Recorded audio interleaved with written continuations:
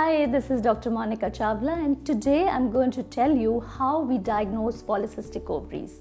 We know that it's a common condition and could affect 1 in 5 women, and it is something which is related to some susceptible genes in our body, and there are two major things which are responsible: insulin and androgen. But how do we diagnose it? So by scientific research, there are 3 criteria basically that a doctor will check. One is your symptoms. You could come with irregular periods which are usually delayed, can take 2 or 3 months. Sometimes in 1 year you may get only 3 or 4 periods. This kind of history can be very typical of polycystic ovaries and can make the doctor suspect it. Number 2, you could have symptoms like increased hair growth on the face, very severe acne sometimes just putting on weight, and sometimes getting bald patches on the scalp just because you're losing hair. So all these symptoms sometimes point towards an increased level of male hormone, and again could lead to a suspicion of polycystic ovaries.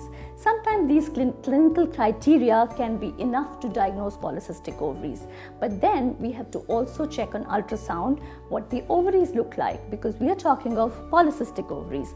So have a look here. What happens is that in a normal ovary, the follicles are all scattered throughout the ovary. Whereas what happens in a polycystic ovary, if you have a look, the follicles are all arranged in a pattern looking like a necklace. Also, the number of follicles is a lot. It should be at least more than 12 follicles in each ovary. So also the size of the ovaries can be a much higher volume than normal ovaries. So again, these findings would tell you that they could be polycystic ovaries. But when it presents with the symptoms, we call it polycystic ovarian disease. Right, and what else do we do? Do we run any blood tests? Yes, despite having an ultrasound which is suspecting PCO, or also clinical criteria telling us about it, sometimes we need blood tests to rule out other conditions like thyroid problems. It's a gland which is again involved in the normalizing of periods. So we check for the thyroid hormones, we also check for prolactin, and we also check for the male hormone levels to be sure that they are in the range which a polycystic ovarian woman should have.